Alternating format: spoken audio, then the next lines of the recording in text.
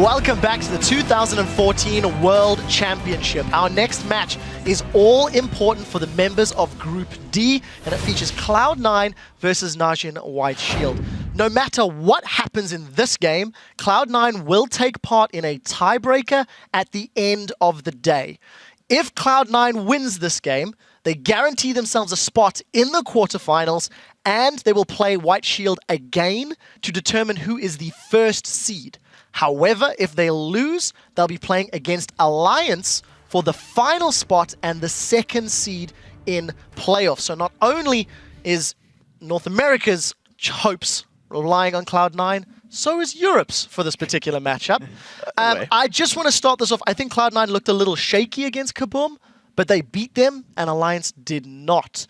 So what do we take away from that comparison? There's not much you can take away. If there's anything we've learned in this tournament is teams arbitrarily decide to show up and not as games go on.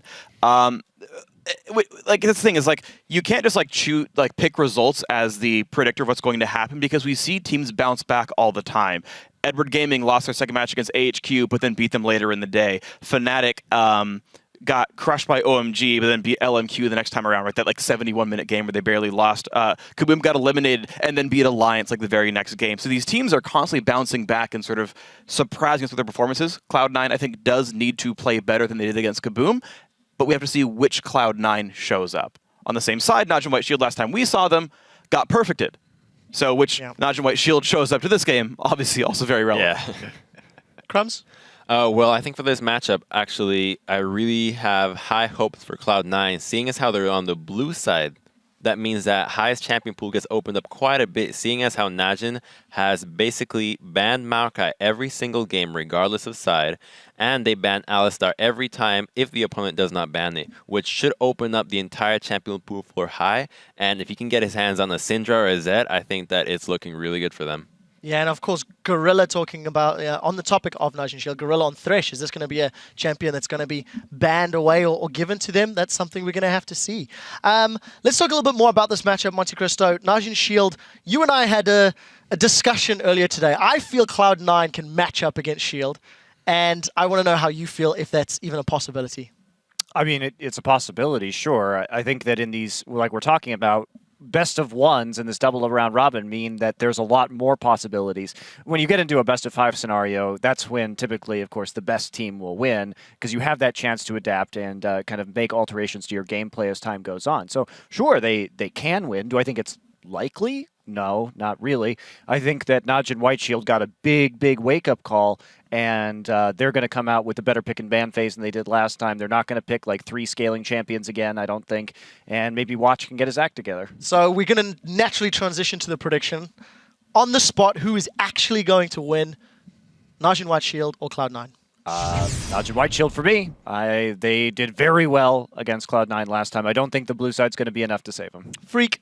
I agree with Monte Cristo here. I think Cloud9 absolutely can win. Depends which C9 shows up, but odds are Najin White Shield wins, and either way we'll see C9 in a tiebreaker. Crepper, you were incorrect last game. I was. False prophet trying to claim a title. Unjust. Can't blame a man for Who trying, is right? picking up a win here and why? I do agree with Freak's point entirely about these teams having different versions of themselves. I feel like it's Schrodinger's Cloud9 here. We don't know what's going to happen with them. So I'm going to take the safe bet and go with White Shield here. I think if they get their act together, they should win. But both teams have looked shaky at various moments throughout this tournament. So honestly, I have no idea, so I'll just pick Shield. Crumbs, the prophet, predicted correctly last game. What is Crumbs, the temporary prophet, going to predict for this game? Now, for me, these games have really come down to the draft. And I've put a lot of faith in Najin White Shield, thinking that they're going to have, don't worry, they'll pick a good draft this game around. They'll do intelligent bans. And it has not happened any time. So I think that they're probably going to go with a not too good draft and end up paying for it. So I'm going with Cloud9. Well, all down to picks and bans from the prophet. It's Cloud9 who also takes the vote over on LOLesports.com. Far from convincing, though. 59% of the fans think that they will come out ahead in this game. We'll see if that comes to pass. Our players are ready to get into the next match, so we're going over to the caster desk. But first, a video one would categorize as a must-watch. So I'm Yellowstar from Team Fnatic. I've been attending World Finals since the season 1, so it's been 4 times in a row. And there is one guy called Daerek that has made 4 times as well. But I heard that in Korea there was some guy that was called Watch that made it 3 times. Watch? Who is this guy? 나를 몰라? Watch? I don't really think I know who Watch is. 나를 몰라? What?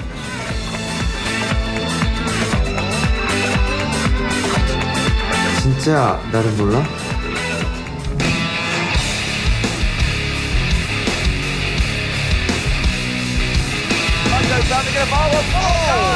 Zoom bees. I got it! Oh, he got it so big! Scuderi is going to be able to take them out, but they stopped that goalie. 제가 월드 챔피언십 2번을 나가면서 해외 팬들이나 선수들에게 많이 알려진 건 없었던 것 같아요.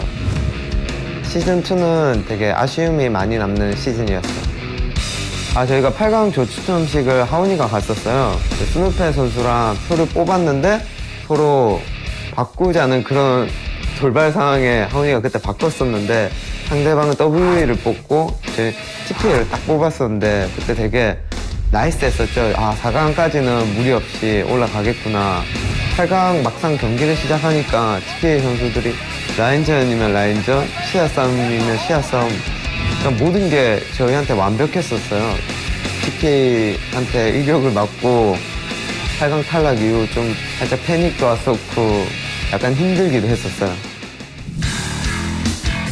시즌3는 집중이 잘 됐었어요. SKK 전에. 기세상 저희가 2대1로 유리할 때 이길 것 같긴 했었어요.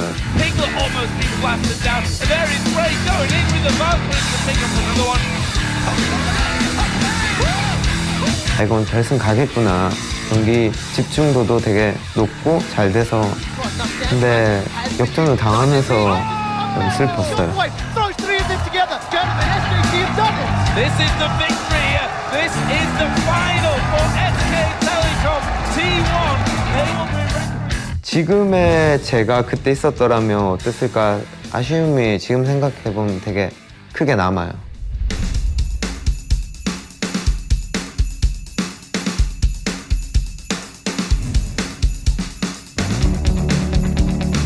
네, 아시아 최초로 3연속 이렇게 롤드컵 가게 돼서 되게 영광스러운 일인 것 같고요.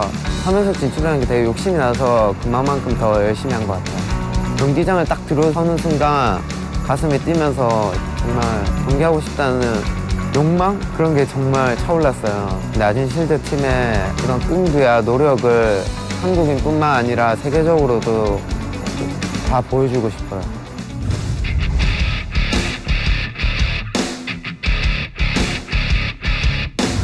사실 시즌2나 시즌3나 제가 뭐 주목받고 싶다는 그런 욕심이 전혀 없었어요. 그런 여유도 없었고 3번이나 진출했는데 아직 저를 기억 못하시는 사람도 많더라고요. 이번 롤드컵을 통해서 정글러 하면 와치가 떠오르게끔 보여드리겠습니다.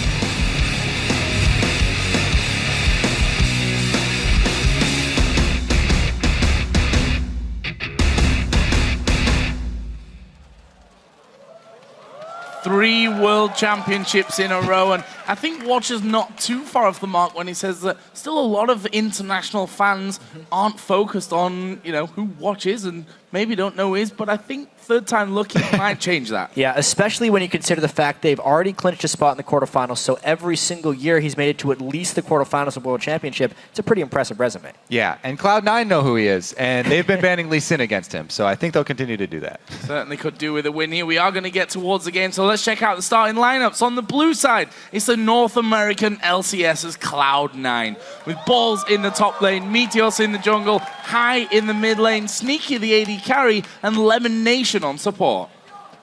And on the red side, it's Najin White Shield from the champions. We have up top is Save in the jungle, Watch, mid Ggoong, AD carry Zefa, and support Gorilla.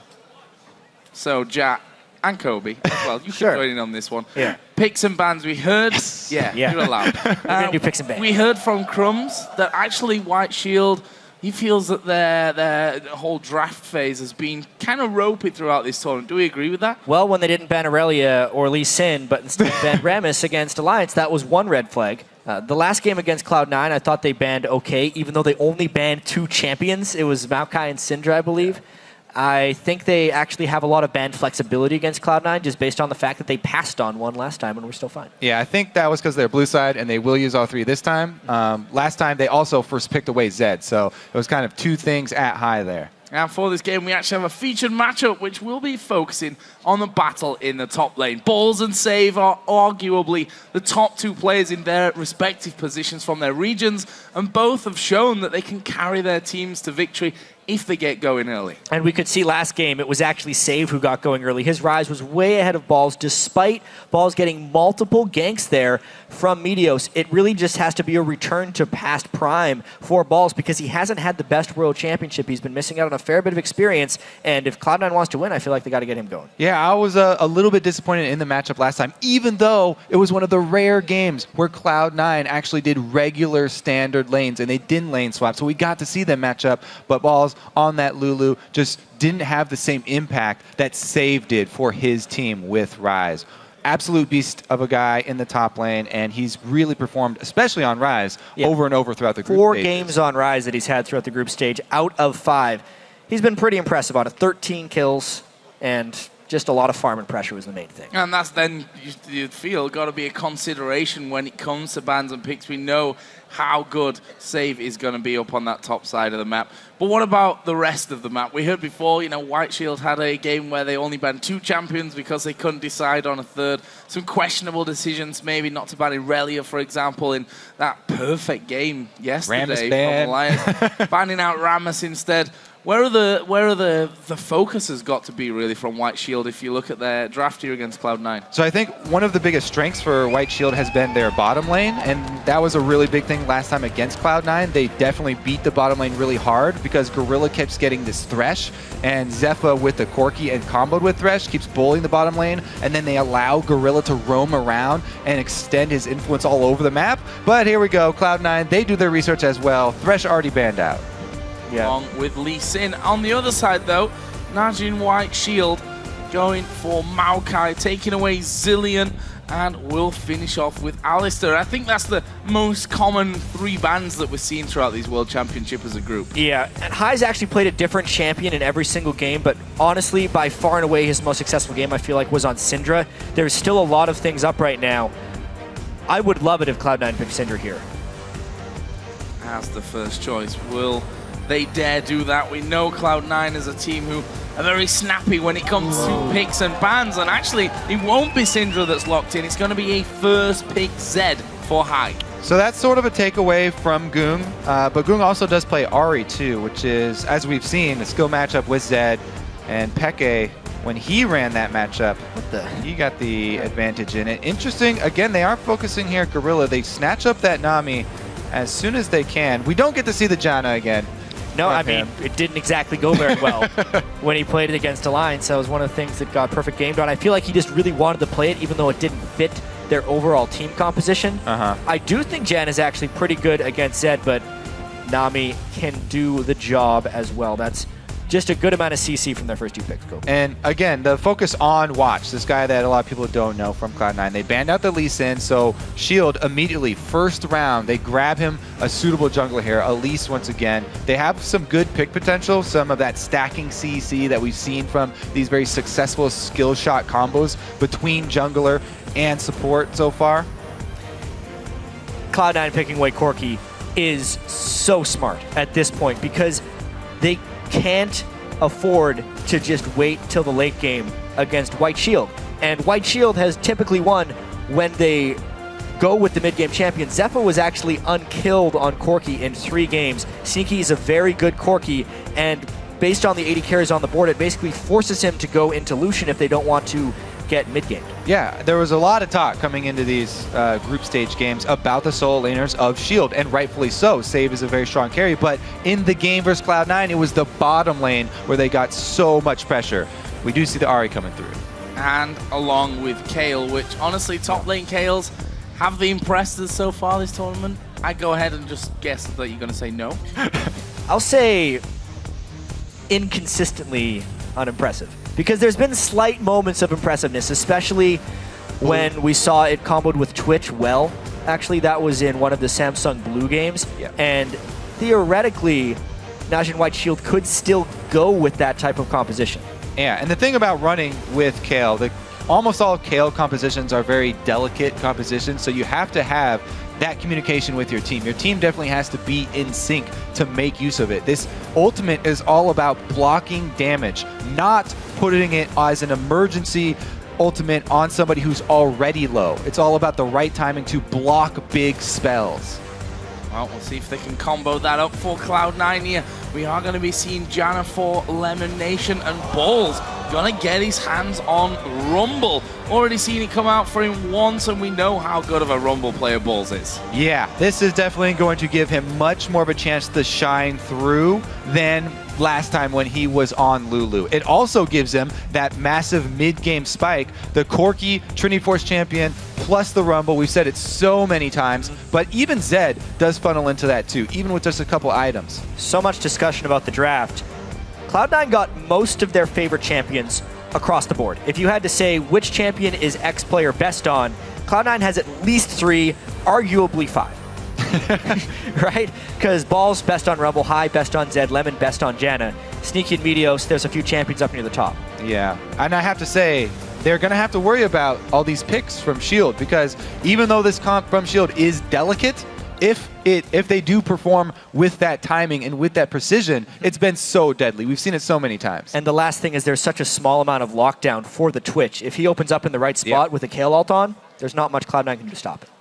As you mentioned, we have seen glimmers of that combo actually working out for some teams. Of course, we should go over the main storyline of this game, because there are a couple of different outcomes. Of course, if Cloud9 are able to win, they secure their spot in the quarterfinals and knock Alliance out. Means that they'll actually play White Shield once again to decide who's first and second seed. However, if they lose to White Shield, Alliance still have a chance, and they'll play Cloud9 in a tiebreaker at the end for that second spot. Well, guys, while the players prepare to face off, we want to hear what you think about this game. Tweet hashtag C9 win or NWS win to cast your vote, and we'll see throughout the game who you're picking as favorites. Talking is hard, apparently. Luckily for me, we're going to get into an awesome game, though. It is, of course, Cloud9 versus Najin White Shield. How is this one all going to go down? Big one for Cloud9. They could make their lives a lot easier by just winning this match straight up. All right, let's see if Cloud9 can get some deep lane wards down to see if there's going to be any sort of lane swaps here with Twitch. Now, Nami does have a strong laning phase, so even though Twitch is a bit weak, Nami can help him out with that. Both AD carries do head down bottom to try and claim control of these side lane bushes that have been so important in putting down those deep lane wards. Sneaky gets his down, and they see Zefa.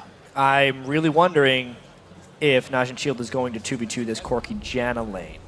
Corki Janna isn't the craziest in fear, and Nami as a support is a strong laner, but as far as AD carries go, Twitch generally wants to lane swap. You also add to that, though, the Rumble versus Kael matchup. We've seen everyone swapping the Rumble to try and keep them out of the game. If Balls has allowed solo lane experience, maybe that quick level 6 could force some early dragon fights. Likewise, if Save doesn't get shut down, maybe a Kael could actually reach late game and become a massive force.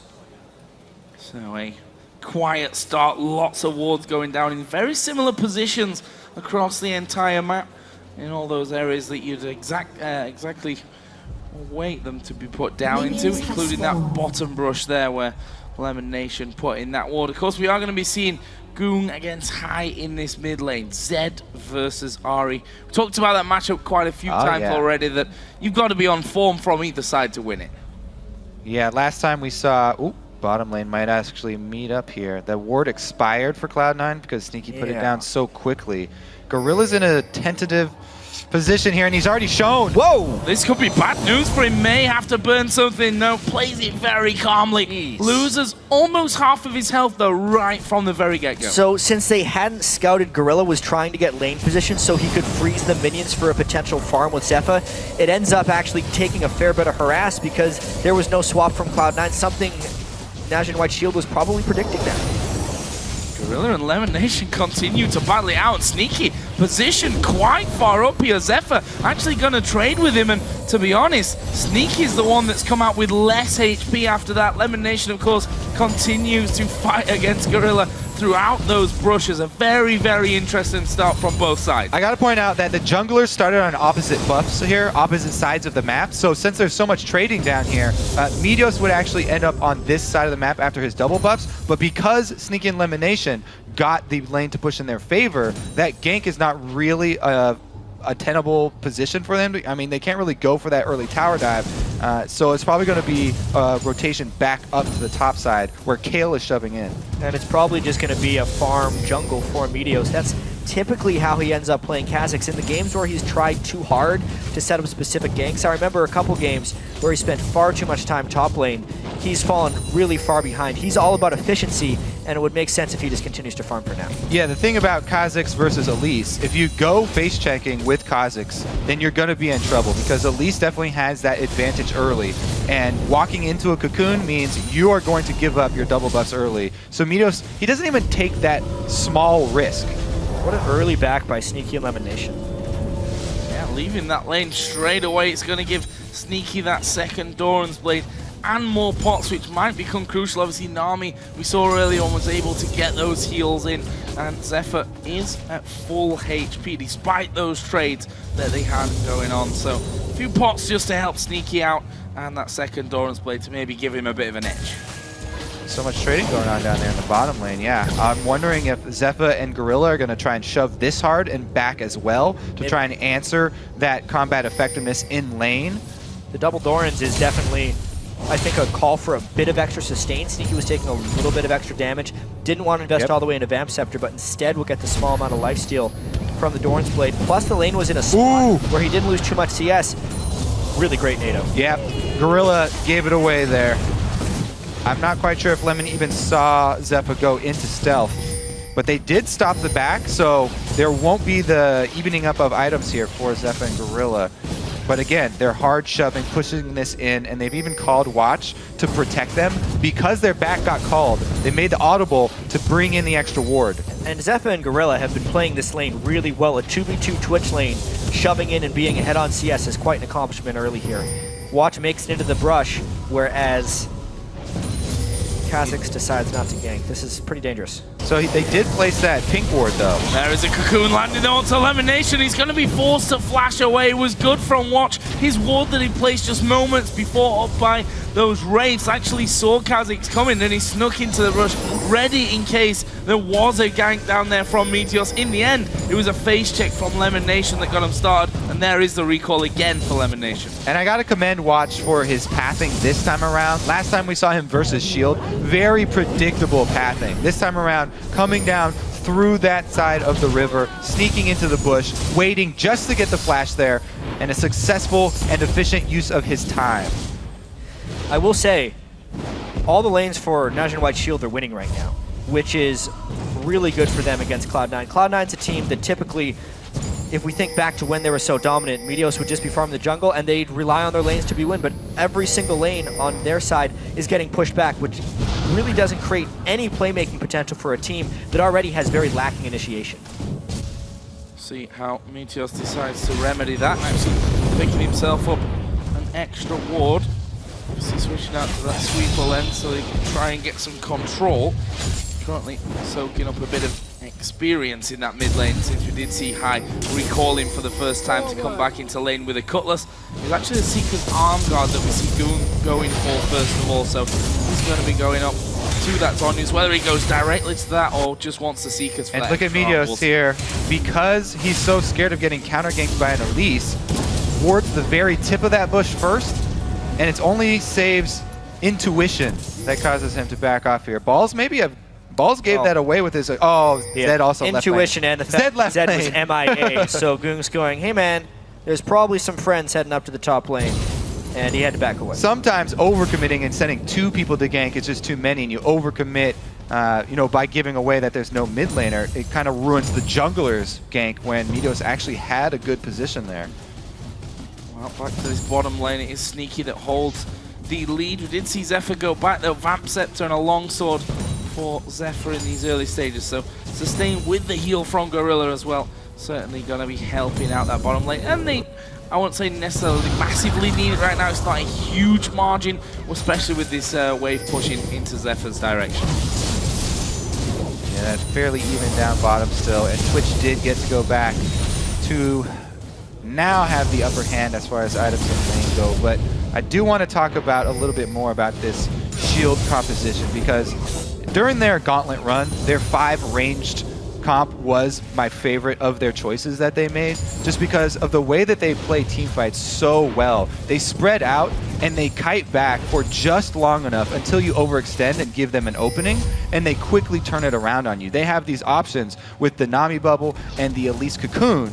If anybody gets up too close, all members on their team being ranged can immediately switch targets and focus fire anybody that gets caught out. So Cloud9, they're going to have such a hard time nailing down any one of these shield members. And as we said, it's a very delicate comp, but Watch always builds full tank on his Elise. Doesn't even go for the AP item for Elise. And he's going to be basically a stun bot. It's going to be made even harder by the fact for Cloud9 that they don't have any real initiation. Look at that team. Not a single stun. They have a couple slows from everyone's kit, but that's about it. And a few knockbacks. That's not that great for initiation from Janna. So yeah, that 5 range is going to be really hard for Cloud9 to initiate on. Basically, unless Najin White Shield gets baited into some fights around objectives, they get to control the battles. Well, Meteos has come down to this bottom lane. Watch is actually on his wolf camp right now. There are pings towards that tri-bush though, so I don't think that Najin White Shield's going to go too far on this. They have seemingly called down Watch for now, and they've got a lot of wards in that bottom side of the river as well. Yep, they are calling down some extra pressure to the bottom lane. Both teams do have their junglers in the area though, so it shouldn't be too dangerous. Really just fights over vision because they got the jump there. Oh, Meteos does want to continue the fight over vision. Bubble comes in. Actually, the Cocoon was chained on top of it as well, but a little bit too deep there for Najin White Shield to commit to. All right, so they don't exactly decide to go for the engage here, but once again, trying to clear out all these pink wards. I'm waiting for this action to disperse on bottom lane, because I do want to talk about what Save just did on the top side of the map. We didn't get to see what Save was doing, but this is a top laner that focuses heavily. Oh, Zefa actually may be caught out. He is going to get the heal from Gorilla, and the turnaround. A great bubble comes in. There's the tidal wave. Monsoon was used early. Watch tried to get in. The poison is ticking away, but the shield will make sure that he doesn't go down. Actually had just enough help anyway. Meteos is coming down to that party, but he's late to it. Oh! Time to turn around. A lot burned on both sides there in the bottom lane. That may spur on a Dragon attempt for Najin Shield right there. Plus that last charm hitting and a huge chunk out of Hive really, really frees up Shield to easily take this Dragon. They time aggression bottom lane and mid lane, and then immediately swap over to Dragon. Good objective control there. Hive's made his roam up top. We'll see if he can actually catch Save. Yeah, we'll see about the instincts of Save here, because he should know that High's on the way. He burns his flash very early on. He should have known that High was there, because Meteos went immediately to the mid lane after giving up the Dragon. Well, one thing it has opened up there is for Ggoong to get a lot of damage onto this middle turret. He's got another wave coming in there, and I'm not sure that Meteos alone can hold this one. One more auto attack or two will be able to finish that one off. That's the first turret of the game going to Najin White Shield directly after the Dragon, which just puts that 2,000 gold lead in their favor. Yeah, early game here going heavily in favor of Sword. Now, I want to circle back and talk about what Save had prepared on that top lane when so much action was going on bottom. This is a guy who had the highest number of wards cleared for his team, and he just went down and brought 2 wards for himself and placed them extremely deep in the blue side jungle. You can see the spots You're that talking about Watch, right? Or no, Save. I'm talking about Save. The top laner. He went into the blue side jungle. These 2 deep wards that he placed, the camera was not on. He placed them for the white, which Kha'Zix goes to very often trying to clear with isolation damage, and this little path here coming from the wolves too. So he can see anything that's going on his side of the map. That's how he controls his lane so well, and why he plays with so much confidence up there. This could be dangerous down bottom for Zefa. We saw Sneaky actually managing to stay away from the damage, but Watch is coming down. Ggoong is coming down as well. Cloud9 need to evacuate this bottom lane. Zefa gonna stealth up there, but doesn't actually get it. Gets a slow onto Sneaky, but he's full HP. That's not gonna mean the world to them. And Najin White Shield not able to get in for the kill, and of course the Dragon already gone. Yeah, it's just all about their control. Obviously, the deep wards that Save had in the blue side of the jungle gave him a lot of presence up there. The best laning performance we've seen on Kayle in the 1v1 so far here in this group stage. And honestly, every lane, except maybe Zefa and Gorilla, despite the amount of times they're able to force Sneaky and LemonNation back, have just been straight up winning. So mechanically 1v1, Shield has woken up, and if they continue to play like this, Cloud9 will not be able to force any fights with their low amount of initiation. Comes a 1v1 again. Zefa definitely on the losing end of that. Gotta run now, but Watch is going to come down. LemonNation face checking towards the brush. Is going to get a decent knockback there as he uses that Monsoon, but Sneaky's the one they're going to try and push. TP coming in from Balls, but that will be a little too slow to get in on the action. Tidal Wave actually thrown back that way. There's the Cocoon into the bubble. Meteos comes around. Ignite is going to go down. Will he get the kill? Ggoong comes around. He gets first blood. Will use the Spirit Rush to try and get away. Flashes the voice spikes as well, and White Shield hit and run. Ggoong super low. Zefa even lower after that. Zefa flashed off of the Rumble ulti with double-digit HP. Almost died there to the burn, but the split second that he got his flash off saves him, and they get away with a sneaky kill. This is what I'm talking about with the way that Shield play these 5 range comps. Is there a danger underneath the turret? Doesn't look like it. High has come down, but nothing opens up there for Cloud9. Still leaves them behind there, and just a single kill on the board going to Ggoong. And I question whether it was just the Seeker's Arm Guard for the lane phase into something else, but he's gone fully into that Zhonya's here. Gets it at 14 minutes. It's all about being able to avoid Cloud9 focus, and specifically the death mark from High. But to just expand on Kobe's point right there, when Zefa got away with the sliver of health, everyone on Najin Shield getting away so low, we're going to see a lot of that. A, because they're 5 range and they can keep their distance, but B, because Cloud9 has no lockdown to actually focus targets and keep them in the right place. So as soon as someone starts getting low, they're free to disengage and take and soak damage until the last second before escape. He was just spotted there. He also saw that High was on that top side of the map, and the fact that they've seen each other, and also saw Gorilla moving top side. In the end, though, extra men in the top lane back away, and Save was able to hold on to his tower. Just blasting through that minion wave. Slightly ahead on that front, also now has a Nash's 2 complete. Haunting Guy's Sorcerer Shoes, of course, was the start. 4 balls on Rumble, pretty standard stuff there. We also saw that High now has been able to pick up his Brutalizer and the Cutlass. So we'll see if that helps him out in that lane against Ggoong. It's just so dangerous to split push against this team. We've seen it so many times where bringing in a team with a Twitch, if you're split pushing 1 versus 1, you always have to be worried about that AD carry assassin. Right now, Zefa is holding his own here versus the Corki. A lot of action down bottom. Every time Sneaky goes for these aggressive trades, he keeps getting baited in. The rest of Shield, they call their team down. Once again, running through the river here, everybody's on point. They're there to back up. Yeah.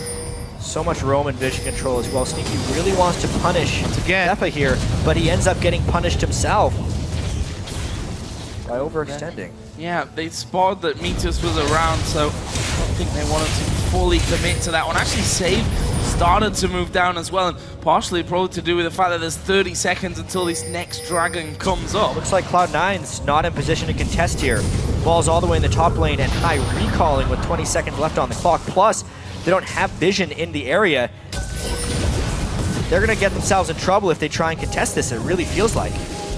Watch it come around the side there as well. That was dangerous for a Cocoon through the wall. In the end, though, it leaves White Shield in a position to do the dragon. They're on top of a ward, though, so Cloud9 have full vision of them trying to set up that trap. There's a scan coming in, and White Shield will realize what's happened. There is Zefa. He's actually stealthed up there, so no full vision of him. The scan does come down. Dragon started by White Shield. Can they stop them this time around? I mean, it's getting so low, and they're not really in position. If they try and fight, it's after the fact, and they don't necessarily have the ability to lock anyone down if they collapse. And Dragon without anything to be said by Cloud9. What are White Shield going to do? 5 men moving from that Dragon takedown straight into this middle lane. Actually, there's no real defense there. There were 3 men in the bottom lane. And this is White Shield now going to be putting a lot of damage onto the tower. Can they take it? Half HP gone already. Looks like they're waiting in the wings here. Cloud9 might engage. Oh, they're going to push it from the side. Balls. Where is he going to go? Equalizer onto 3 of them. Deathmark goes to the back. Watch is definitely going down. Ggoong may fall as well. He's super low. Gorilla comes in from the side. Tries the bubble, which she doesn't need in the end. And that will be a 2 for nothing. They got to shove back up mid and get a turret off of this. Cloud9 needs some extra global gold to even this game right back up. They've got a minion wave. They got control of mid. As far as the goal goes, though, Kobe, they can even it out really easily. They didn't even lose that interior turret, despite losing most of its health, and Sneaky was able to take the side turret while the fight was happening mid. Outer turret down for Cloud9. That actually gives them the turret lead and closes up the goal to just a 200 difference. They're going to be stealing away a blue buff as well, and so that won't be going over to Ggoong. Nice moves overall from Cloud9. Yeah, that was a combination of Shield being a little bit greedy. They sent Zefa up top to answer AD carry split down bottom for AD carry split up top to get that farm, and they thought they could just 4-man this mid, but it was a beautiful rumble ulti from Balls. Watch the position. He lines it up right next to the wall, so it doesn't even have to be straight in a corridor. It's right next to the wall. Everybody's through it, and Hai got a great ulti off with Zed timing it. Both members tried to jump away as soon as the ulti went off, so he traveled with them to get that huge chunk. That's the way Cloud9 has to fight if they want to be able to actually get kills, but it requires Najin's shield to be pushed up pretty far because the chase distance in order to actually close those kills is really great. If Najin's shield is turtling or if Cloud9 is doing an objective, it's going to be much more difficult for them to find those fights. That is just a really great sign for Cloud9 that they could find those fights, especially now that Meteos has gotten his second evolve, more slow from his W, better chase from Cloud9. Again, focus down bottom here though, and they've got the red side warded up, so Shield are going to see the reinforcements coming. It's up to LemonNation to shield the turret as much as he can. Honestly, didn't really do too much damage there, White Shield on that one. Still holding vision control. That's something that we've seen quite often out of these Korean sides when they kind of have that fight and realize that Dragon's gone down and that area might not be priority anymore for the blue side. They'll go in and try and get those deep wards in position so that they can keep a hold of that. Also means that they can more safely push the bottom side of the map. Yeah, and it's so important for Shield to do that because they love running these champions that pick people off from Fog of War. They're all about getting this deep coverage and keeping it that way. Cloud9, though, have defensively warded fairly well on that side of the map now because they've seen how much Shield are focusing down there. Right now, though, Zefa free farm at the bottom, 5 members of Cloud9 up top, so they need to make a play up top because they know the AD carry's not there. Right now, they're just getting vision. It's a Trinity Force window for Cloud9. Whenever Corki hits his Trinity Force, what is that team able to do with said advantage? Because Zefa, with that split push, being able to take down turrets will become more and more powerful. He can get a Ghost Blade, even now with the Blade of the Ruin King, he can start picking people off. It's all about the team fight right now with a level 12 Rumble who has his Leandries and a Trinity Force on Corki. So they do answer up top side. I like that they answer in a trade rather than trying to run down to defend because Zefa already had position down bottom. So Cloud9, they commit to this top side. They've warded up red side. Now it's them looking in the bush for a pick. Ggoong walks right by. Death mark down, but I don't think there's enough damage in there. Ggoong lost half of his health bar. Cloud9 utilizing those deeper wards that they've got in, even finishing off that red camp as well. Cloud9 really sticking together, trying to make picks of their own inside of the enemy jungle. If you look at the gold, there's basically 100 gold that separates them. And remember how delicate this team from Shield actually is. If Cloud9 ever blow up Zefa, then they will have a huge advantage because you can see already 2 Hex Drinkers coming out. Most of the other damage on Shield is magic damage. Well, Ari's got true damage and Kill is sort of split. So they do have other answers, but if Twitch ever goes down, that is the main point of power for this Shield team. Absolutely. It's a good thing they have a KO intervention as well. I mean, we mentioned how squishy or fragile the Najin White Shield composition is. Cloud9's comp is just as fragile. They don't have a tank line either, but they don't have that invulnerability, so if the team fights get late game, Cloud9 can't actually pile through to get to Twitch because Twitch will kill him before the intervention goes off. No one's going to be able to tank up enough to actually disrupt him well. So Cloud9 really has to act fast to make this game fall in their favor. Yeah, both teams really. It's going to be all about the positioning and those couple of seconds of damage exchange because both teams are packing a lot of damage. While they have a Kael ultimate for shield, Rumble ultimate can get multiple people low at the same time. So there are answers on both sides. Right now, once again, shield are split. They're 4-1, and Cloud9 are trying to answer. So top turret goes down. They've got everybody committed to the dragon to get vision around it. And if shield funnel through one of these corridors, that would be the Rumble ult they're looking for. Going for Gorilla here. He throws a tidal wave, which catches a few of them. Will it be enough to keep him alive? Actually surviving for now. Oh, they're going for Zefa. There is the invulnerability. Balls goes low as well. This is a big, messy fight. Meteos will jump away, but Ggoong chases through. Not quite enough damage with the orb. On his return, he gets the kill. But Sneaky, he's still going. Where is he going to head to? He stood on a ward. Save going around the other side. I think that's the end of that fight now. Or is it? Meteos being chased down. Good thing they got that vision first. Good thing they got that vision first. 3-for-2 trade. You can tell how close these battles are. They balance on the point of a knife's edge. And that's the explosiveness we're going to see in all of these fights. This dragon is not convinced yet about who is going to go to because they're so safe. Oh, Dragon at half HP. Cloud9 starts to move away. Save is going to burst down LemonNation. Meteos sneaky in the back. But here comes Balls from the side. Dragon, where does he go? It goes to Najin White Shield. Save surely going to die to Balls though. But he's in trouble himself. Has to flash over the wall.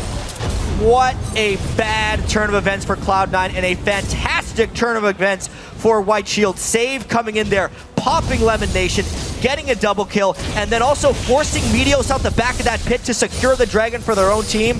It was anyone's dragon once the smite was gone, but Shield comes out big after some bloody fights. Yeah, such a risky play from Cloud9, and Shield capitalized on it perfectly coming down. All right, let's look at the beginning here.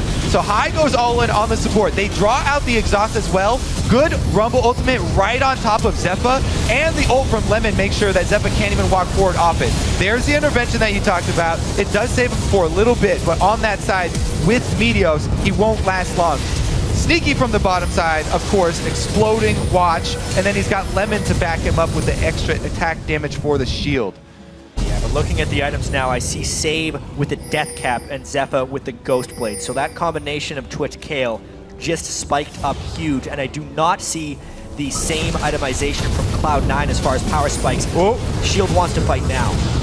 One thing that Cloud9 did just get, though, they've got these early Captain Boot upgraded Janna. So we talk about how close these fights are going to be and how important the positioning is. This Cloud9 team has a lot of extra speed that they can work with. Uh-oh, Sneaky though. Oh, there comes Zefa on towards Sneaky, who will just Valkyrie straight away from that one. Actually used in the rat-a-tat-tat, but not got the damage there. Pokes him down. Meanwhile, High is split pushing this bottom lane, and White Shield needs to make a decision here. Well, it looks like they are going to swing back over and try and cut him off. It's up to the rest of Cloud9 to keep up the pressure or tell High to back off. Back off. That's what they're going to do. Right. Those were the words. It's actually High telling them, hey, do I need to back off now? And they say, well, obviously, they lost ward control and they weren't able to just go back into a Twitch. Obviously, they were able to withstand that one Twitch ultimate. The speed that the Janna granted them there is actually really critical in running away from spray and pray. I wonder if we're going to see many disengage style fights like that, where they just wait for the Twitch to use spray and pray and then try and just bail as soon as possible. Also, keep your eyes on the poke that Cloud9 deal while they're retreating. They're dealing out damage in between attack moves here. So as Sneaky's walking away, he's throwing the missiles back, so is Meteos from the side, and they chunked Zefa just as hard as he chunked Sneaky in that exchange. Red buff nicely picked up for Cloud9. Have a look at the gold tier. Just 3,000 separates them. I think just 3,000. It's a decent chunk at this point. 26 minutes in. Cloud9 actually looking at Baron here. There's no vision, funnily enough, on that area of the map for Najin White Shield, which means Cloud9 basically have free reign up towards that tri-bush. However, they've spotted High now going to that top lane. White Shield are moving in from the bottom side. Pink Ward in the Death Brush will spot them. They've got position on this mid lane here. Cloud9 look like they're going to commit to the split push, so they're going to leave high up there, but they can't get behind this turret in time. Oh, it was way too low anyway, so that one goes down. It's going to be that inhibitor turret defense. They need to use a rumble ult probably to get him off this. This is really poor positioning for Cloud9. Najin White Shield gets almost the whole turret. Well, then, oh no, almost about it. They're going to take it here. Zefa will finish that one off, and that is the exchange that Cloud9 have taken, but will they keep going? High is pushing up there, and he's going to be chunking through that one. We see the recall coming in. Ggoong specifically will be the first one to get back, but High's already got this turret down to less than half, and you know what? I think he might have this one. Home Guard is going to come in. There is the full push. In comes the death mark up from High. He wants the tower. He gets the tower. Zhonya's to get away from the damage. High will get off with his shadows. For now, unfortunately, the whole team's there. That's why Ggoong lets him walk away. He knows he's got teammates coming in to cut off High. Mission accomplished for High, though. He at least got that turret down. So in the end, it was an exchange of inhibitor turrets, but the extra kill going over to Shield, as well as control the map so they can set up more vision for those picks. The mid-game picks are going to be crucial here. Such an interesting game. White Shield, of course, already through to the quarterfinals. Win here means that they get that top seed, and I think from their point of view, avoid Samsung Blue in the next round is a big part of this one. Of course, if Cloud9 win, they'll have to play this game all over again later on today to decide the 1 and 2 seed. Alliance, I'm sure, waiting backstage somewhere, watching this game with bated breath and really cheering Najin White Shield on. Yeah, either way, Cloud9 are going to play another game today. We're going to determine, will it be for first in the group or will it be for second? Definitely changes the mindset they would have going into that game, but all eyes are on this one for them. They're still in this. However, this team composition from White Shield is really, really dangerous. And honestly, Cloud9 doesn't seem like they have the tools to deal with this Twitch Kayle. Mid-game pick, here it is. Zefa on the front line. Oh, there is a tidal wave going through LemonNation. Preemptive flash there, and I think that's got him away from danger. I think Ggoong puts down the DFG. Got one more charge. The charm goes wide, but they've got Sneaky. He will just walk out as well, and that means that they can actually turn around a little bit more damage there, Cloud9. Close, though, on a couple of fronts. The early flash from LemonNation saved him. Wow, yeah, exactly. LemonNation, I mean, while this Janna is providing speed to the whole team, the speed boosts on individual targets for Shield are immense. So they put the Nami and the Kayle onto Zefa. He can position very, very easily, and they get enough of a health advantage out of that engage to take the objectives. Even though they didn't land the kill, because of the repeated waves of target swaps from Shield, they chunked down so many members of Cloud9. Well, they have control of the map. It's just the fact that Cloud9 can't retaliate when Shield does that, so they get enough damage done on them. And now, how do you actually run away from this? Well, that's the problem that they're having, isn't it? As the charm comes in as well, he lands on balls. Meteos still running. Can they actually finish off? No, he will Valkyrie out of there, and Meteos High split pushing again. Stars. High is split pushing. He's going for the inhib. Is there a recall? Yes, but it's Nami. That's a squishy fish. You can't kill off a Zed with that thing. Well, he could delay a Zed, though, so it would be tricky for High to stay around.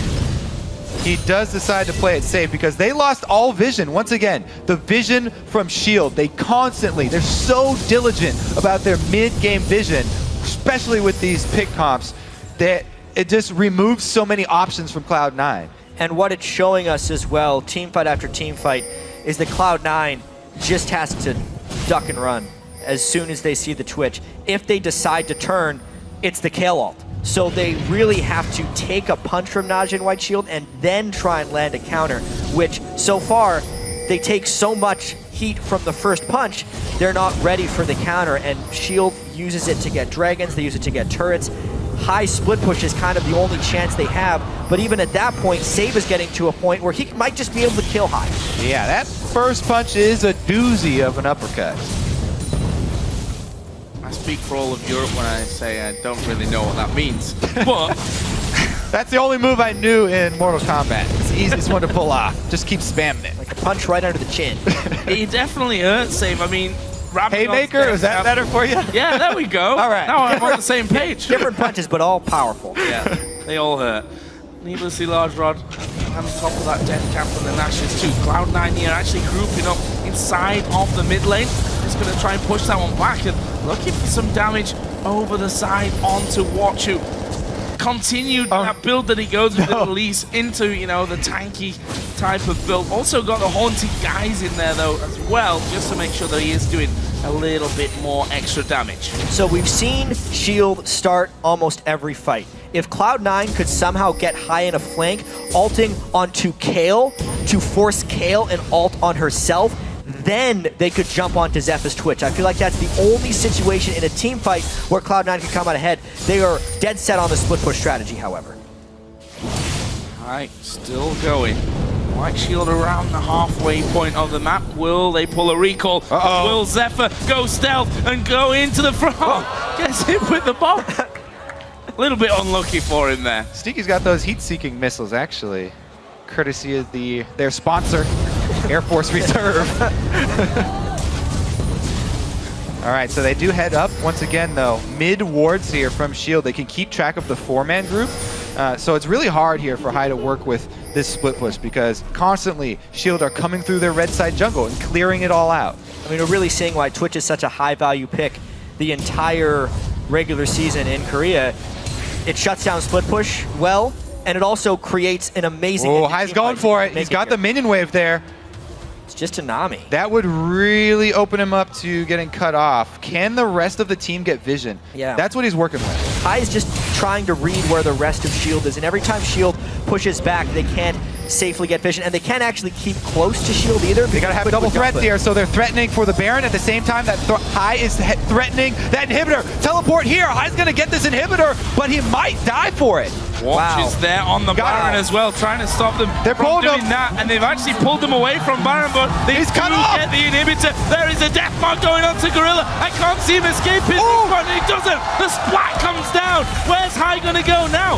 He's kind of trapped inside of the base. DFG will be put his way. Ggoong is surely gonna finish him off, but look at the damage back. High does a lot, but not enough. Inhibitor, but that's their main mid laner. That's their only mid laner down, and he's the highest level on the team. That gives 50 seconds here for Shield with a little bit of a power play. Those super minions up top, though, are going to be crucial for Cloud9. They need multiple points of threat for their team to work out. That's why they threatened the inhibitor. At the same time, they timed it with the Baron threat, pulling Shield in two different directions. And I think it's very unlikely that Shield tries to force a Baron during the downtime of High, only because we think about their 5-range composition and how, yes, they want to get fights with Zefa, but the one thing they don't want is to be backed up into a corner where they can never disengage or choose their fight. Baron would do that. They would be a victim to the Rumble Ult and the Quirky Missiles, and it's just not a smart idea for them to face. Those just nerves of steel from High, the main shot caller on this team, the one voice you hear if you get a listen in on their communications in game. He made that commitment to the top lane inhibitor, got it plus the kill to exchange to delay Shield's rebuttal here. Now they do have, they've got full vision control around that Baron. Lots of wards being scanned away here by Najin White Shield. Zefa is stealthed up.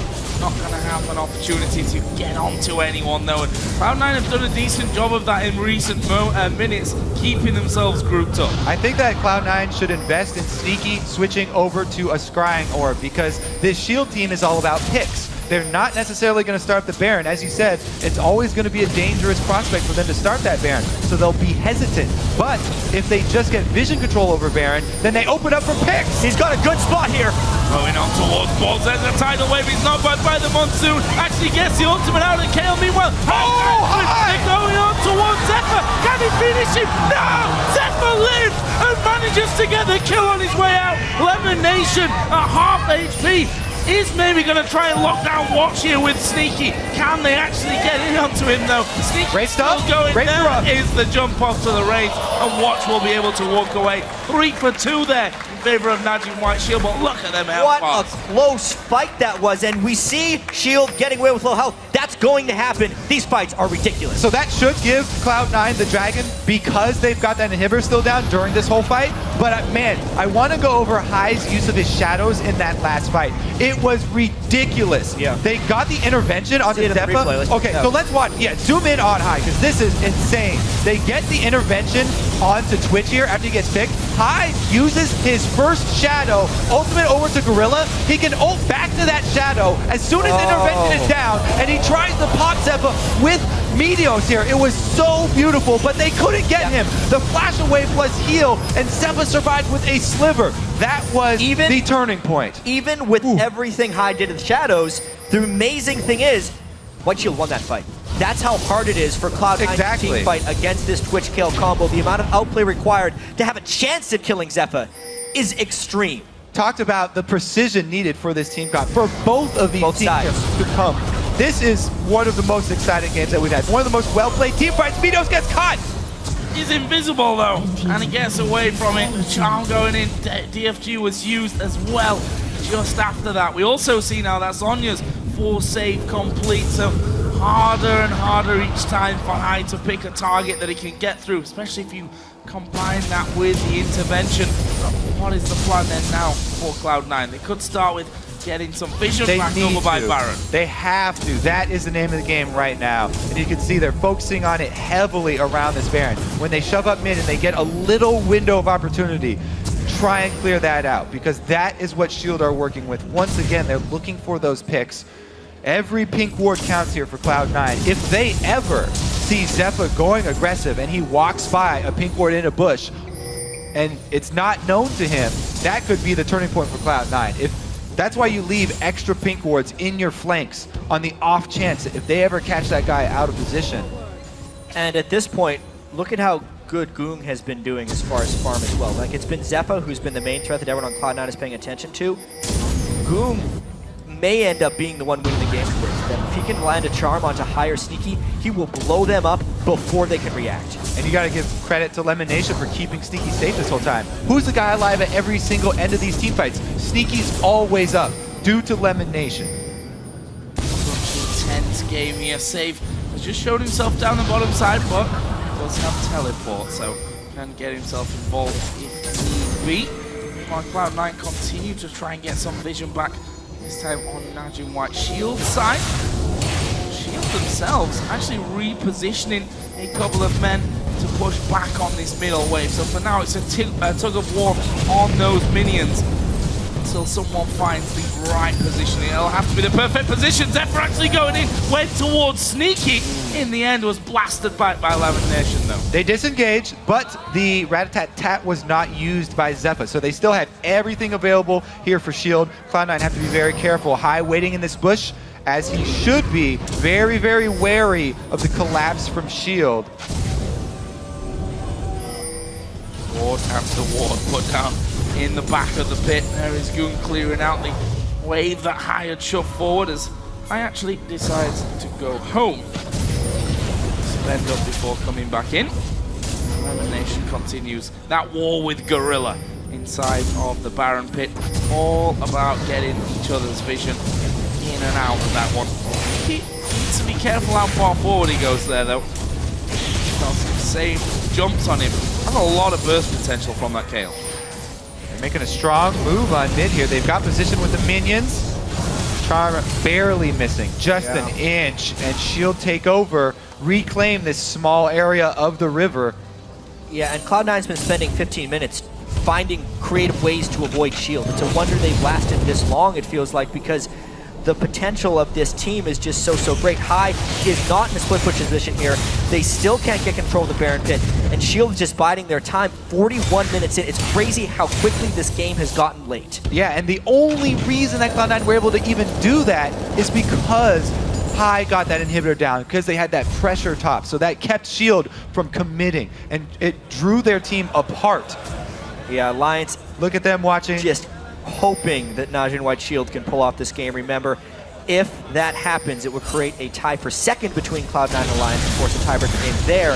However, if Cloud9 wins, they tie for first in the group and will play another game against White Shield. So a battle for first or second going on at the same time. I have to say, Shield have done such a good job of slowly regaining control. He gets revealed, the missiles hit, so they've slowly regained control. They fought until their inhibitor respawned, and then they warded up that top side with a crazy amount of wards to make sure that if High ever goes for that split push again, it'll be really dangerous and he won't get in for that inhibitor.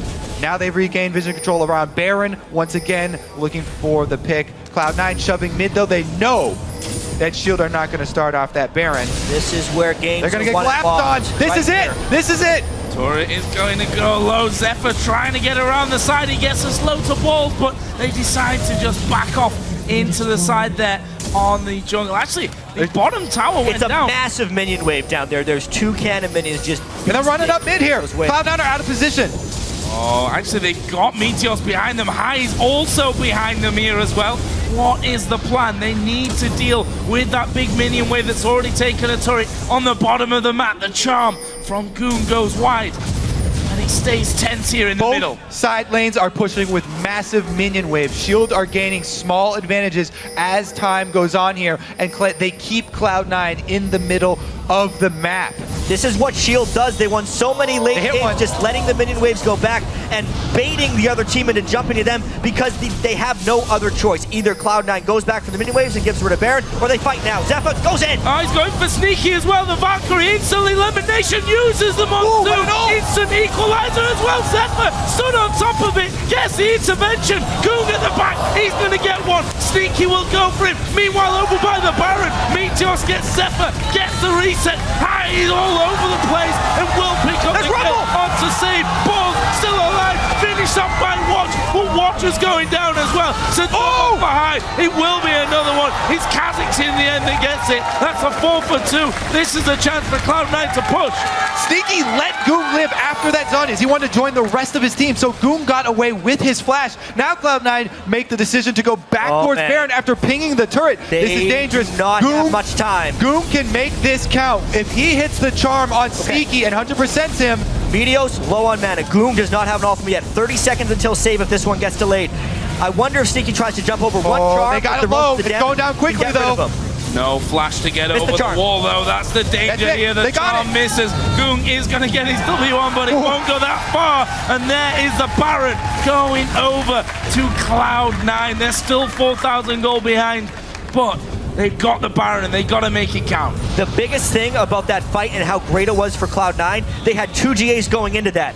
They did not consume either Guardian Angel. The fact that Zefa opened up and had to use the Kael ult, the key is without Cloud9 committing.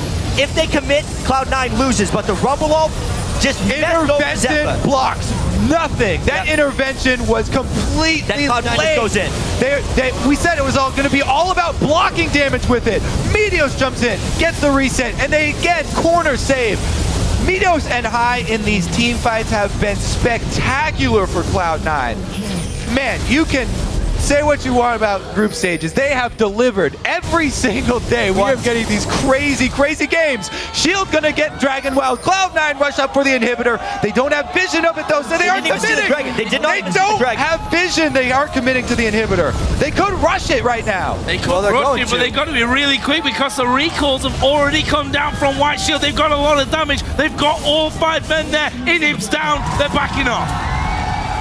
Still a topsy-turvy game. White Shield has held this gold lead pretty much the entire time, but however many times they try and open up with Twitch, Cloud9 has been able to disengage. Probably the highest pressure set of disengages I have seen in so long. Every game is absolutely delivering here. Cloud9, if they win this, once again, forces a tie for first place in the group with White Shield and also clinches their spot in the quarterfinals. If they lose this, they still don't clinch a thing. Now they're up at the turret again. Every single player in this game is crucial to their team.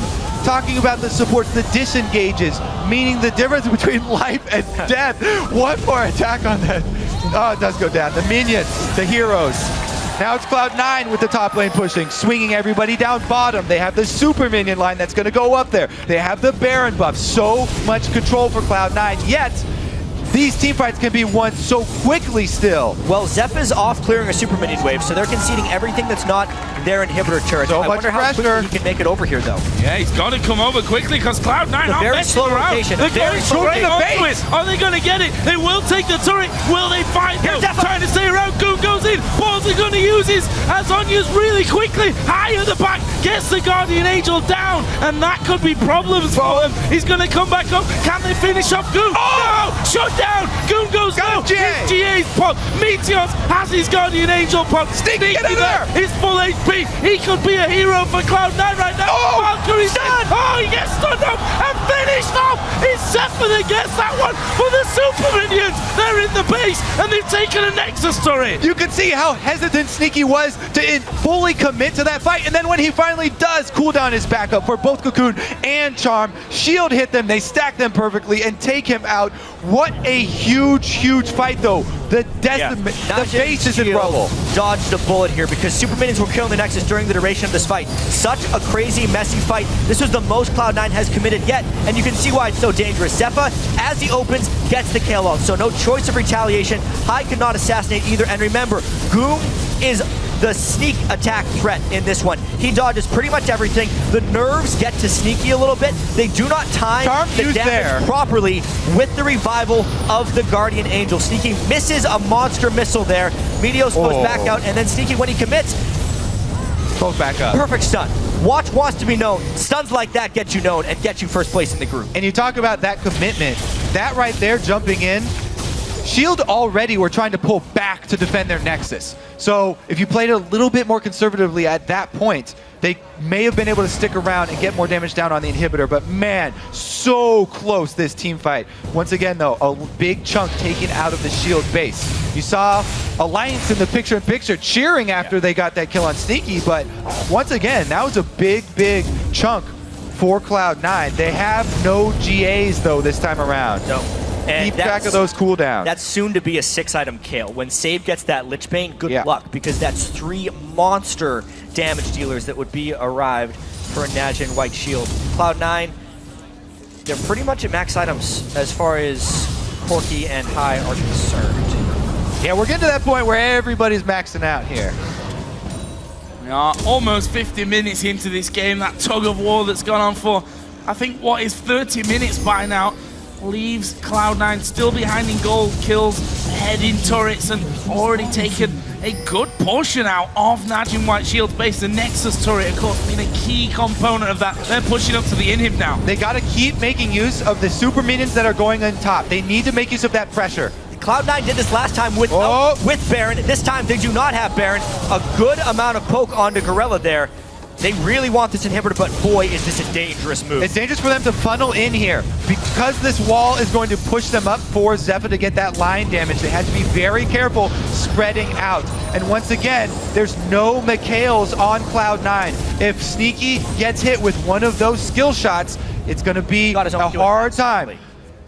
QSS on Sneaky because they couldn't get the Meteos. Everyone trying to ward up against the AoE magic damage. They do not have the super minion threat on the other side here. Shield is actually primed for a counterattack. That's the reason Cloud9 backs off. The inhibitor respawns, so they don't have any extra super minion pressure up top now. Time to regain vision around Baron. Baron coming up in 1 minute. Cloud9 do have more vision on the map right now. They need to replenish these wards. Right now they're going Dragon. Time is off a little bit. Those things are coming up at the same time. If you choose between those two. Cloud9 actually wouldn't have the Dragon timer because they took the top inhibitor. They didn't have vision of it. Taking the Dragon. So they're basically just going to be working around the Baron timer. They all have to recall, and this is another problem we run into in these super long games. Ward control falls because everyone else has to max out their inventories and they can't buy those extra luxury wards. That's why we see it upgraded to Ruby Sightstone here for Meteos on the Kazakhs. He just upgraded to Ruby Sightstone so they don't have to return to base like they just did without laying down more wards on the map. And GAs are coming up here soon as well. Not quite in 10 seconds time though, so this Baron might be a little bit delayed from both sides until they get those Guardian Angels in position. Oh, Ghost Blade! The side falls, he's going to be the focus, but he flashes. The Cocoon misses. Oh, they've got the Charm on high though. He will put down his death mark. Ggoong uses his Gorilla low the back. Sneaky coming around after using his QSS. It's going to be Cloud9 to win this one. They take out Watch. They go into Zefa. It's the ace for Cloud9. They could go through and win. 51 minutes in, Cloud9 finds the amazing fight. 5-0 ace, nothing will stop them from winning this game. It's all about the disengage. We mentioned so many times how Cloud9 don't have the lockdown, but they're the ones kiting back, and they kite back perfectly. Even though Ggoong hit that car. Time they needed to disengage, they did. Zefa could never find the fight he needed, and Cloud9 takes down Shield. Nexus turrets going down, and Cloud9 picking up a massive victory over Najin White Shield. They're going to play them again later today to see if they can beat them again and go through as first in the group. It of course also means Alliance are out of the World Championships. I don't think I can make it to that next game. This was... Yeah, that was... You're on your own, Kobe. Too absurd. Also, I think that's the first North American team to beat a Korean team at a World Championship in the history of League of Legends. So a monumental occasion for Cloud9 right now. The first time in years that a North American team has beaten a Korean team in any competitive match, period. And man, that last team fight, every ultimate so on point. They had balls with the flash. If he didn't have flash up, that was a completely different story. After he flashed away and Lemon popped his ultimate, the Rumble ulti on back, straight across Zefa. So many things in this game. That whole game was just a cacophony of well-played team fights. By both teams, like that's the thing. Najin White Shield, try as they may, they were doing all they could to find the right fights. They had the range composition. They were trying to play that engage-disengage game. They had a farm Twitch that entire time. And the ultimates in general were on point from save. It was just a 52-minute slugfest. And here's the thing. They have to play again. They have to play for first place in the group. And that's a massive game as well because, let's be honest, you don't want to finish second and play Samsung Blue in the quarterfinals. That is what these two teams are going to be trying to avoid. It also means, and I'm sure you guys would rather be the ones saying this than me, that 2 out of 3 North American teams here at Worlds will be going through to the quarterfinals. Of course, our last game of the day decides if it's 3 out of 3. Yeah, well, everybody's already looking to the sequel to this matchup. Up next, we have the OMG LMQ. And this is another decisive battle. Oh, all right. Deep breath.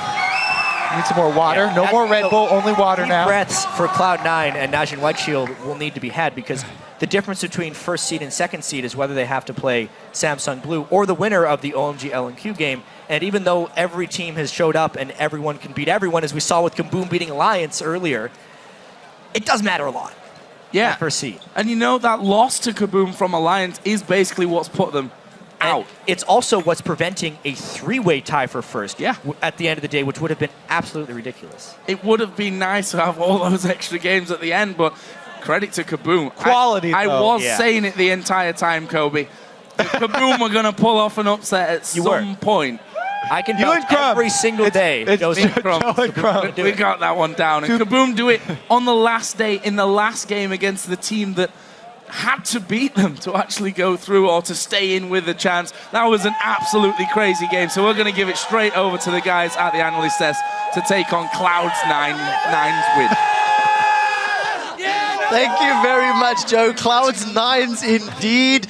First and foremost, all hail the prophet. Never doubt my children. All hail the prophet. I want to kick things off and make it very clear. NA is indeed greater than EU. Let's kick this off.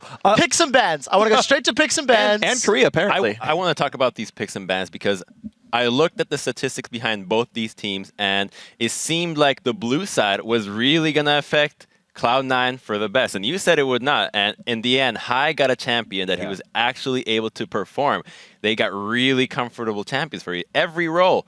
And it showed it was a really back and forth game. But in the end, it was a rumble from balls that paid off. We've seen them time and time again for years now. Every single one of these champions at some point or another is one of the preferred champs for these players. One of the big stories that the casters were talking about was how the top laners got their respective, preferred champs statistically and favorable. Save's best stats are on Kael.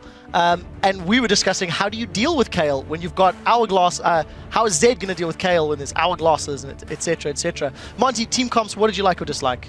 I mean, I think that this game was not so much determined by team comps as it was just by smart rotations overall. And that's where Cloud9 really excelled. And I think when we think about Najin White Shield, we think about them as this very late game team. But I mean, Cloud9 beating them there is just a testament, I think, to how good Cloud9's strategy is. And they used their Zed pick extremely effectively, getting down that inhibitor on the Baron bait. It was a very crucial pick for them, and they played it up really, really well. Just before we get to you, pull that replay app. Right, I was going to say, yeah, we have a replay actually. I can do it too, don't worry. I've hosted the analyst desk before. Yeah, so this is the very marvelous sort of Baron bait inhibitor take by Cloud9. Before we start it, I want to talk about a couple of things. Specifically, when you do this kind of a thing, if you're ever playing this game yourself, number one, vision control. Using both wards and minions. Hai never shows until he knows where Najin White Shield is. He will never walk in to a knowing 1v2. And so it's up to his team to pull everyone else into vision by going to Baron disengage. Let's roll the clip out, and you're going to see what Cloud9 does here. So they start up on Baron. It's pink warded, so they know they require some kind of face check, or they just get Baron. Like, no matter what, something good happens. So Najin White Shield comes over. They force the TP. They say, guys, they are here. Hai, go for it. And now Hai is on the inhibitor. And now they say, oh, Hai is going to pull attention. Guys, get ready to put some pressure back on the map. Cloud9's been actually persistently hitting the minion wave down in mid lane as well, and this is just a nice all-in here. He potentially could have shadowed to dodge the bubble if he wanted to, but he gets the kill regardless. And then the escape's actually interesting because he tries to outplay the charm, but it's actually very well played by Ggoong. He saves it for a very long time, makes Hai juke like 3 times, and then lands a point blank charm to get the kill. Greppo, talk me through what Cloud9 was doing in terms of their map play and controlling it, because even though it was very close for a long time, you felt like Cloud9 were in control for a large portion.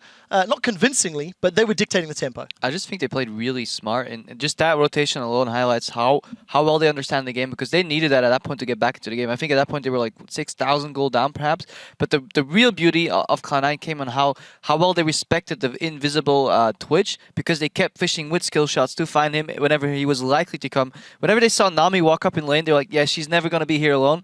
Don't engage on that. There's definitely a Twitch near. Let's spam some rockets in the general direction, see if we find him. And then the unsung, or just the sung hero of this match is basically Balls. Those Rumble ultis were just insane. Yeah, now, I think that one of the key things that allow Cloud9 to make these really good rotations is the fact that we rarely see a Kha'Zix come out with a Sightstone.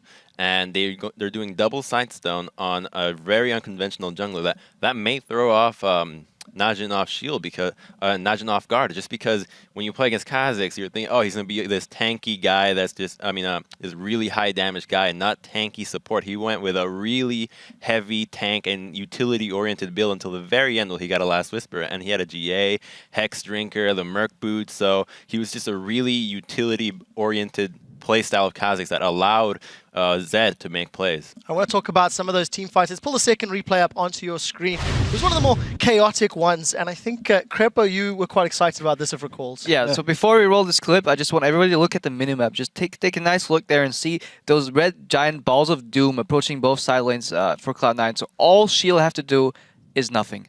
If you wait right here, you win the game just by doing absolutely nothing. The only way you can lose is if you go for a fight right now and you die, and that's what's gonna happen. They're gonna go out, not wait for the side lanes to push in and draw Cloud9 members back. So if you can roll the clip right now, we're gonna see Zefa. Yes, he wants to go for a pick. Yes, that's good, but he overextends way too far. And just look at what Balls does right now. That equalizer that's gonna come out is just gonna be insane. They also disengage with Lemon, and look, like the entire team is split up right now, so they don't know what they're doing. And Ggoong goes in from the side, and he wants to go aggressive. Zony has bait, and his entire team is backing off in the back. Kaek gets used as well. I don't know what Weiss was thinking here. Just look at the side lanes. Yeah, exactly. Not only the side lanes, but honestly, at that point, even the Zefa's engage wasn't the worst thing in the world as long as they went back afterwards. But they walked forward, Ggoong split off to try and kill a Rumble that had a Zhonya's and had already used his equalizer, so he's not a priority target, especially when he's at that distance. All you have to do at that point is walk back, because instead they stood in the equalizer for longer than normal. You just walk back in that situation, you take that win, you say, okay, no more equalizer. We have 2 heals on this team with Nami and Kaek. We'll just continue to stand at Baron, and you can't stop us anymore now because no ult, and you have to deal with these minion waves. I agree. Just a really mixed call there from Shield, and I think you're absolutely right. That's what cost them the game. Very good strategic calls from Cloud9. Just to remind everybody, with that victory, it does mean that they advance to the quarterfinals and will be doing a rematch against Shield later. Let's take a look at where the teams stand, as there's only one regular game left in this group stage. We've just wrapped up that matchup over in Group D with both Cloud9 and Najin White Shield on 4-2. It's simple for Group C, however. Win one game and go to quarterfinals, lose a game and go home in our final showdown between OMG and LMQ. Then, as I've already reiterated, that tiebreaker position for Cloud9 and Najin White Shield. I want to look at the playoff bracket really quickly and just talk about some of the theoretical possibilities. First and foremost, we know Samsung Blue is locked into the top half of the bracket. They will be playing the loser of Najin White Shield or Cloud9. Over in Group D, the winner of Cloud9 versus Najin White Shield will then do battle with either LMQ or OMG. So we're about to find out who the final quarterfinal matchups will be. We're going to step away for just a moment, but when we come back, China's OMG goes head-to-head with North American LMQ in a winner-take-all match. You guys do not want to miss it.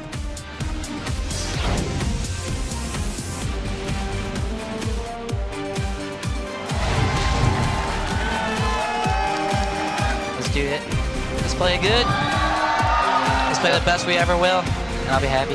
Where is he going to go? Equalizer onto three of them. Deathmark goes to the back. Watch is definitely going down. Actually surviving for now. Oh, they're going for Zefa. There is the vulnerability. Balls goes low as well. This is a big, messy fight.